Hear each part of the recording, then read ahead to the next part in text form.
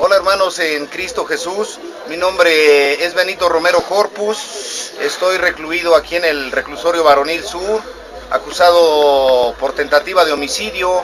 El Señor me ha premiado con 13 años, 4 meses, de los cuales llevo ya 6 años recorridos en este lugar, 6 años que se me han hecho como una semana, como 6 días, algo muy breve en mi vida, ha avanzado de una manera lenta, paulatina, pero creo yo que segura.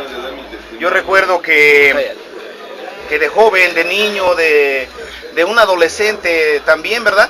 Quiero comentarles un poco, en mi niñez fue un poco dura, un poco ruda, porque siendo el mayor de 9 hermanos, mi padre era una persona enérgica, era una persona dura de carácter, una persona que llegaba incluso a los golpes, ¿verdad?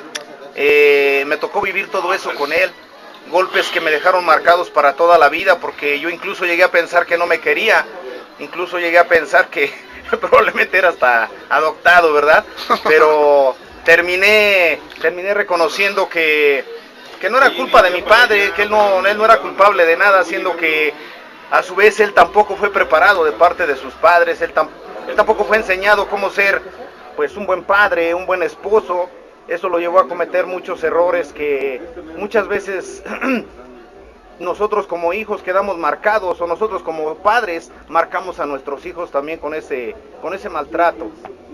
Yo recuerdo que para comprar mis útiles en ocasiones tuve que trabajar yo mismo, porque mi padre lo que generaba no alcanzaba para darnos lo necesario. Yo recuerdo que no era tan tonto en la escuela, era yo un poco inteligente y tenía yo ganas de aprender más cada día, quería yo saber y saber y saber más. Recuerdo también que cuando yo iba en tercer año de primaria, él me sacó de la escuela, solamente fui unos meses y me retiró, ya no fui, pero tan así fue que no era tan tonto, que el mismo municipio tuvo que poner manos en el asunto y enviaron un citatorio a mi padre para que se presentara y le dijeran, ¿verdad?, por qué no me quería enviar a la escuela. Él se vio obligado a regresarme nuevamente a la escuela. Yo aprendí bastante en los años que estuve en la escuela, aprendí bastante, me hubiera gustado todavía estudiar un poco más, pero sin embargo yo ya iba creciendo, ya tenía yo 12 años, yo me daba cuenta, ya podía ver las necesidades que mi familia pasaba en la casa, mi madre, yo me daba cuenta de lo que le hacía falta en el hogar. Tuve que salirme a buscar trabajo, tuve que ponerme a trabajar y dejar frenados mis estudios, yo pensando que posteriormente podría yo retomarlos. Pero no fue así, porque trabajando me empezó a gustar el dinero, me empezó a gustar el vestir bien, me empezó a gustar el salir a divertirme, ¿verdad? Como cualquier otro jovencito. Yo recuerdo que en muchas áreas de mi vida era una persona inexperta, como por ejemplo en el área sexual. Yo recuerdo que en ese tiempo, estoy hablando ya de hace 40 años o más, yo recuerdo que en la tele no pasaban escenas tan candentes como hoy, escenas tan tremendas como hoy, ¿verdad? Que podemos ver en cualquier puesto de revistas, en cualquier anuncio, en cualquier comercial. Podemos darnos cuenta que ya la pornografía está como si vendieran pan caliente allá afuera. Entonces, en ese tiempo no era así. Nosotros vivíamos todavía, se pudiera decir que con los ojos vendados en esa área, en el área sexual. Yo recuerdo que había una persona mucho mayor que yo, esposa de uno de mis tíos. Fue la persona que, no puedo decir que abusó de mí, sino me sedujo y terminé teniendo relaciones sexuales con ella. Esta persona lo único que hizo fue abrir la puerta que más tarde me traería demasiados problemas, porque aunque yo reconozco que me gustó mucho el alcohol, me gustó mucho el cigarro, llegué a probar las drogas, llegué también a drogarme, si algo me atrapó, si algo me envolvió en su telaraña, precisamente fueron las mujeres. Tuve muchos problemas, tuve muchas dificultades a causa de las mujeres. Yo recuerdo que vagamente yo me encomendaba a Dios y me persinaba con la mano. Hoy sé que, híjole, erróneamente lo hacía yo, ¿verdad? Porque eso me inculcaron mis padres, eso me enseñaron ellos, a que tenía yo que ir a misa, a que tenía que con santo, con santa, persinarme y pedirle y rogarle, pero pareciera que nunca me escucharon. porque nunca me hicieron ningún favor, nunca puedo decir, no, pues gracias a fulano, gracias a sutano, he podido salir adelante, porque siempre me esforcé por ser una buena persona, una persona trabajadora.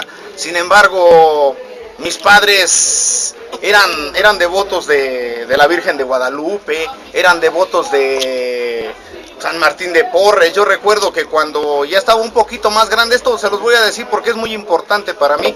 Yo recuerdo que ya empezaba yo a ser una persona perversa, una persona que ya me gustaba espiar a las niñas debajo de la falda con un espejo en el pie. Aprendí de los demás y hacía yo esto, las espiaba.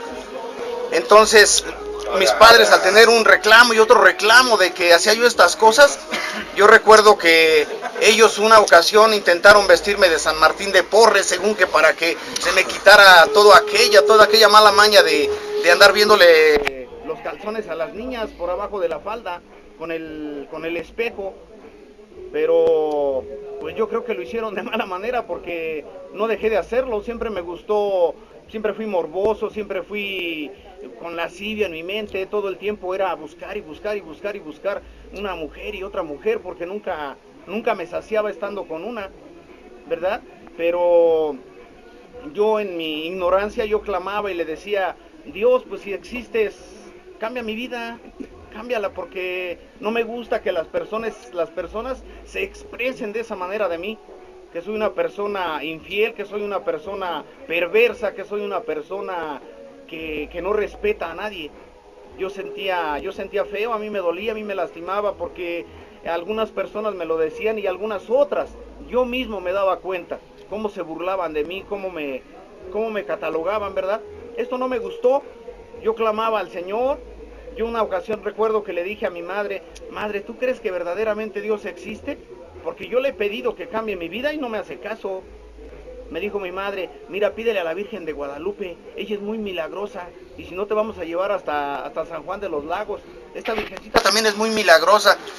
Pero yo pensé que solamente se estaba burlando mi madre de mí, porque yo ya lo había hecho. En mi ignorancia yo ya le había pedido al santo, a la Virgen, y nunca yo recibí un favor de estos seres, ¿verdad? Estos seres que hasta el día de hoy puedo darme cuenta que mucha gente vive atrapada ahí en esa creencia, en esa manera de pensar, en esa manera de vivir, cosa que pues hoy en día puedo darme cuenta que es erróneo, ¿verdad?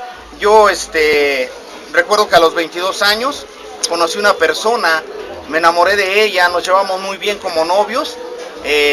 Yo me casé con ella por el civil, por la iglesia.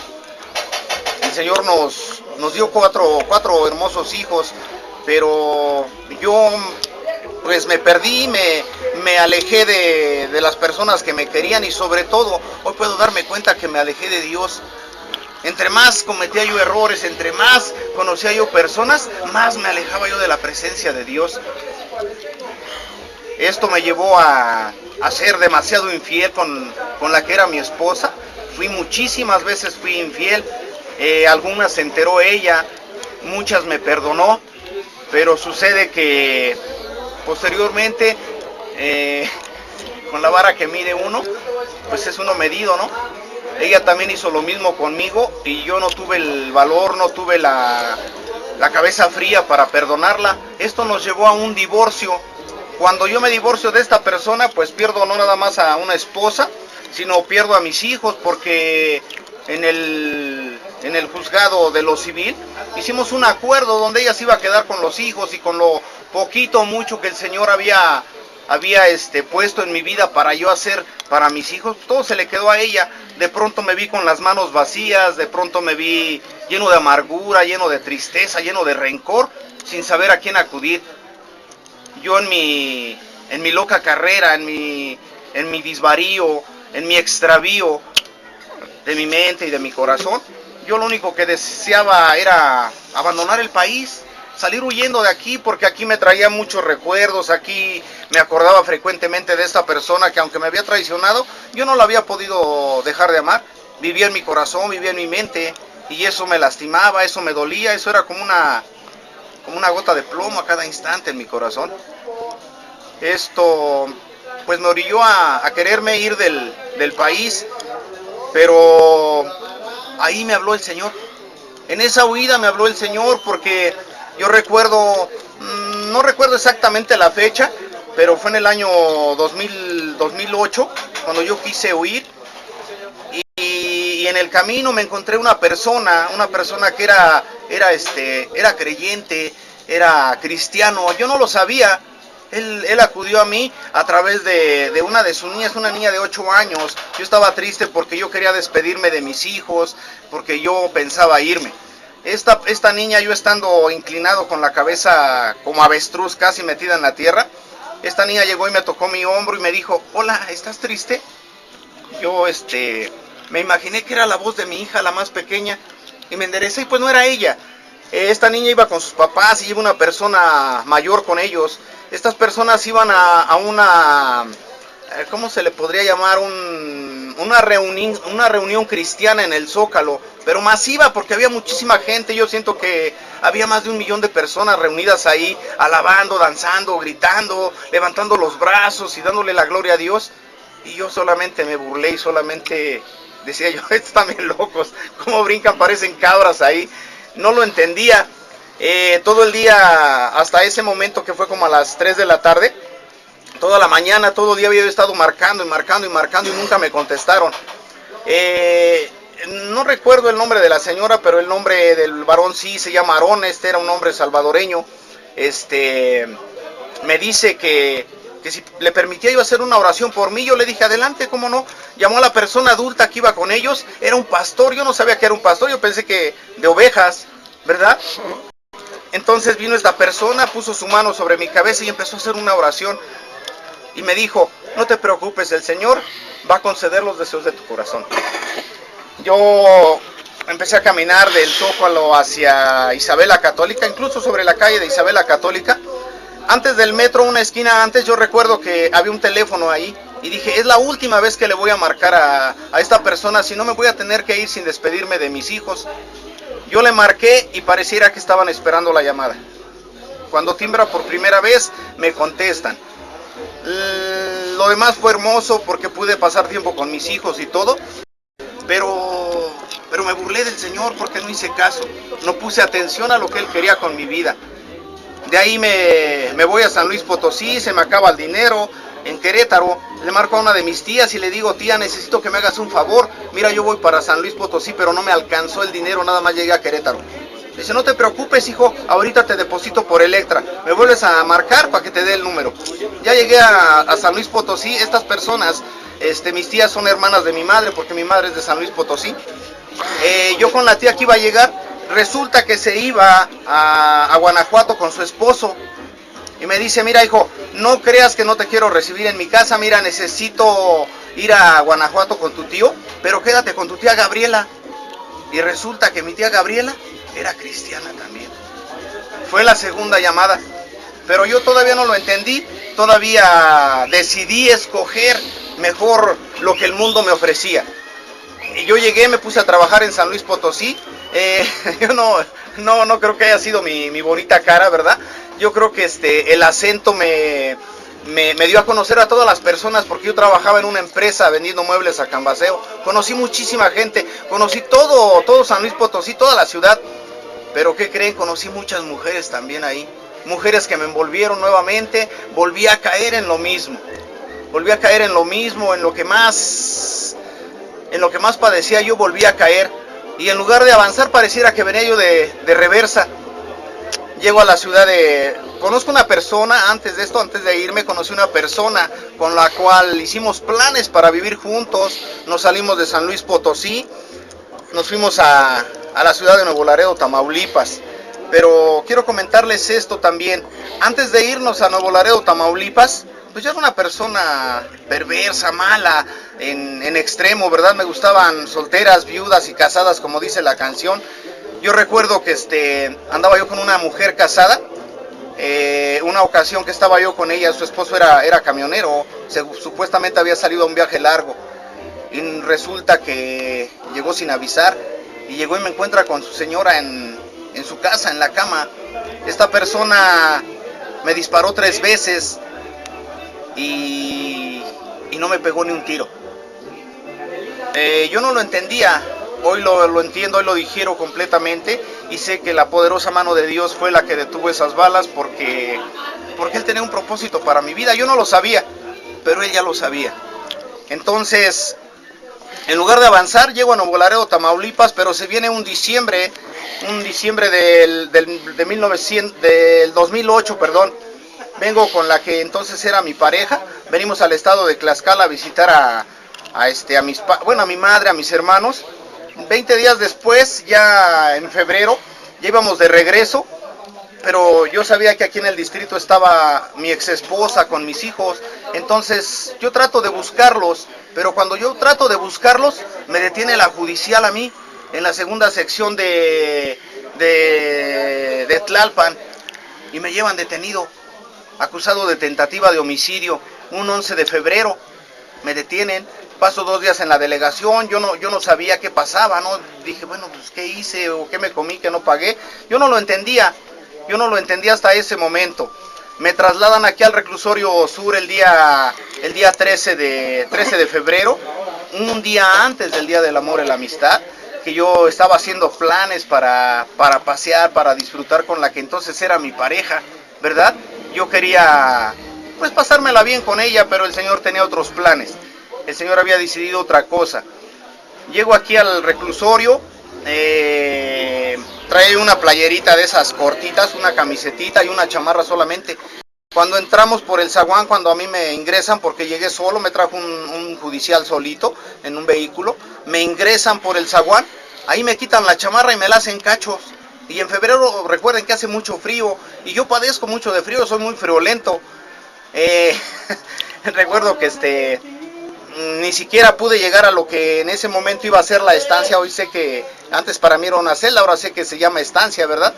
De donde me están tomando las huellas y sacando fotografías. De ahí llega una persona y me solicitan al juzgado para leerme mis derechos y leerme más bien mi acusación, ¿verdad? Entonces, la parte donde entra uno para ir a los juzgados es un túnel muy frío, muy helado. Entonces, la persona que me llevaba al juzgado me dice, no te van a dejar pasar con esa playerita. Yo recuerdo que había una persona homosexual ahí, le decían Andrea, me parece, me prestó un suéter, pues me lo puse y me fui a juzgado. Cuando regreso me asignan paso con una persona y me dice, mira, este es el Cardex, tienes que apuntar a las personas que tienen derecho a venir a visitarte. Y dije, bueno, ¿y a quién apunto? Solamente me acordaba del nombre de la persona que entonces era mi pareja. Me asignan la zona 2, la estancia 9. Llego ahí, las personas que estaban ahí, pues soberbias, muy malas, me querían despojar de mis cosas. Pero como ellos eran soberbios, yo también, como ellos eran rebeldes, yo también, como ellos eran malos, yo también lo era. No dejé que me robaran, esto me puso en medio de todos, porque empecé a tener dificultades.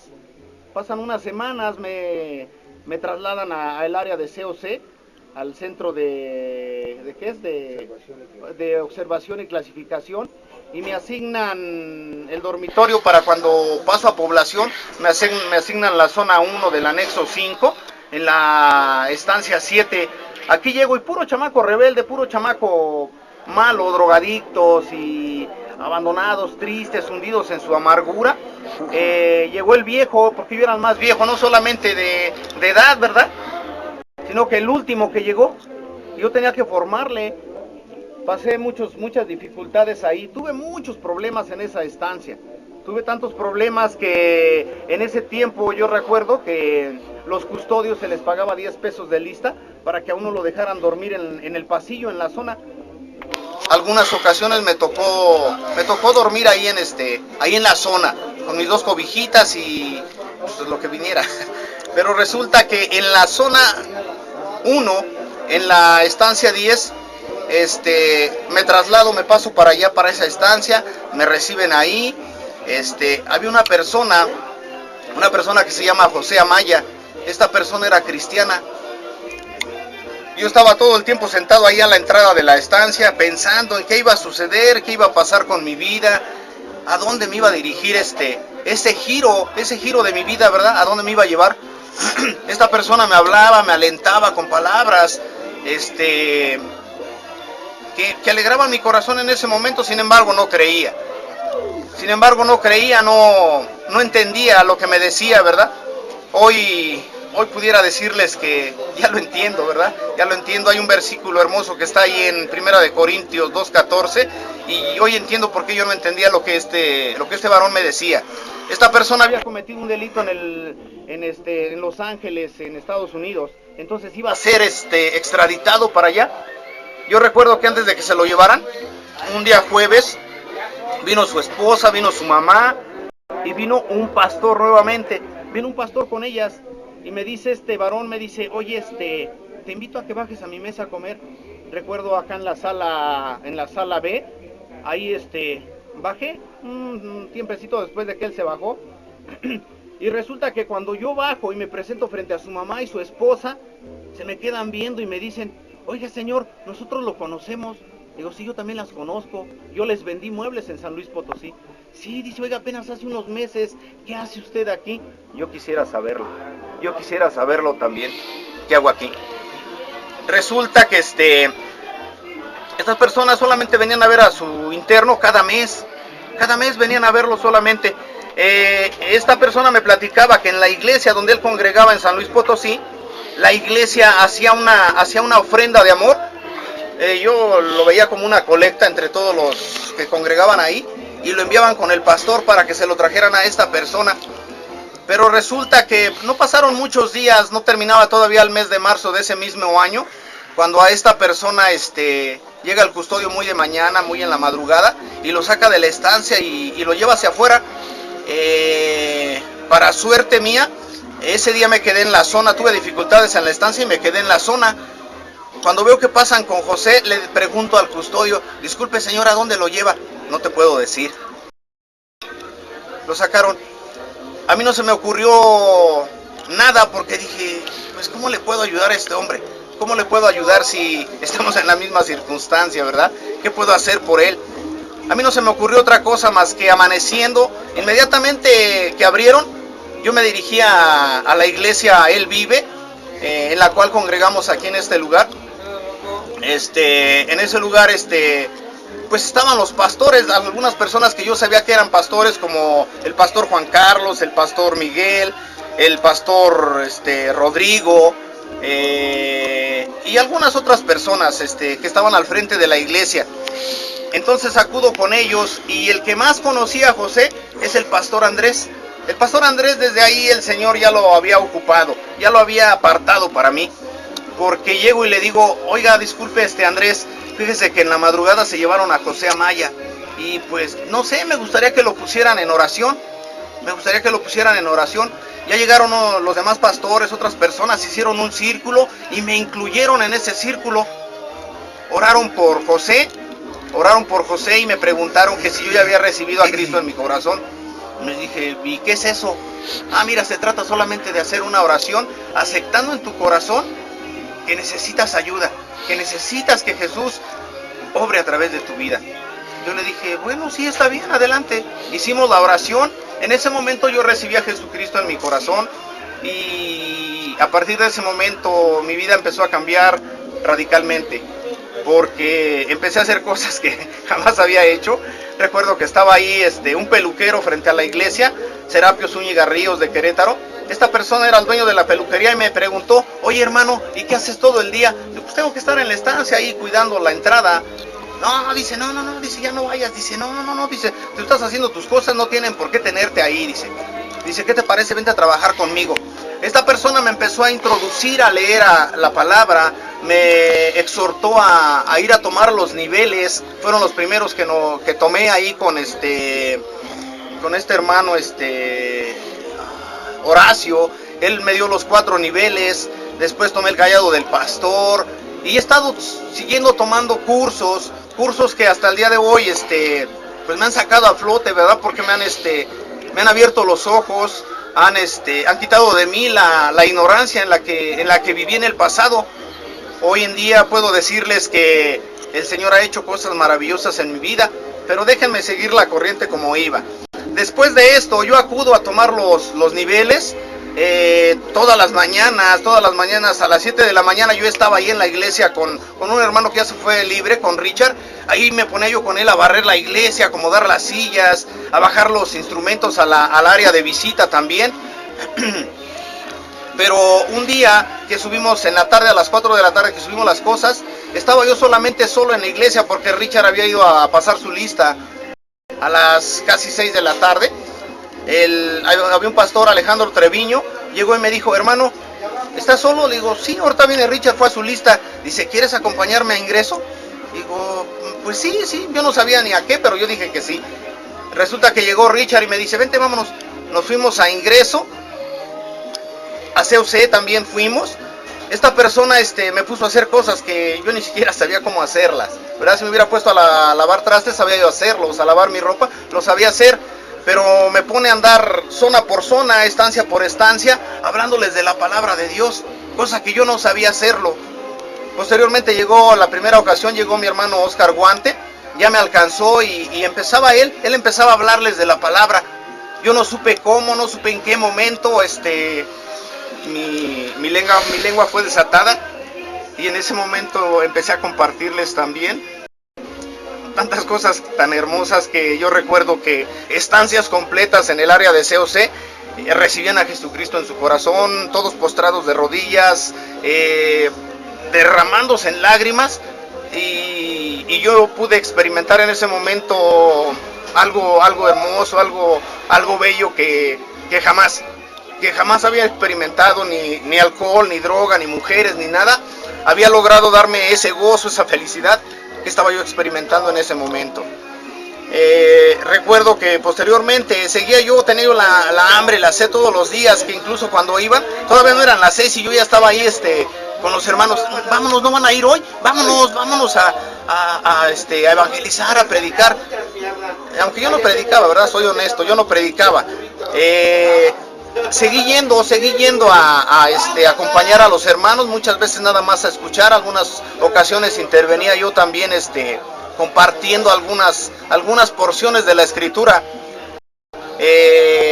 Después de ese llamado ahí del Señor, el Señor me lleva a servir casi de tiempo completo en el dormitorio 3, en una pequeña iglesia que hay ahí que se llama Berea.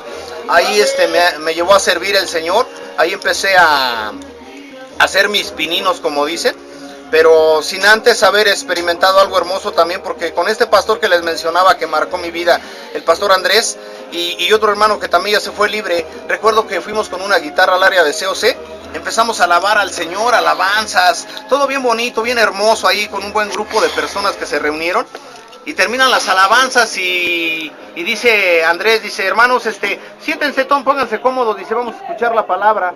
Hoy no la va a dar nuestro hermano Benito. Yo me quedé así como pasmado, porque dije: ¿y qué voy a hacer? ¿Qué voy a decir? Nunca me dijo antes: ¿sabes qué? Prepárate algo porque te toca a ti. Yo, como una baraja, agarré la Biblia y dije: donde se detenga, eso es lo que voy a predicar. Recuerdo que la Biblia se detuvo en 1 Corintios 13, las preeminencias del amor, y fue lo que les prediqué ese día. Pude darme cuenta en ese momento que ese mismo amor en ese momento había sido derramado en mi vida, ese amor de Dios, ninguna otra cosa. Eso cambió, eso marcó mi vida, en la cual hasta el día de hoy estoy feliz de estarla viviendo, de estar gozando. Tengo todavía muchas dificultades, tengo problemas de carácter todavía, pero déjenme decirles una cosa, hermanos. Estoy seguro que aquel que comenzó en mí la buena obra la va a perfeccionar hasta el día de Jesucristo. Yo sé que muchas personas en este mismo momento están pasando a lo mejor por la misma situación que yo.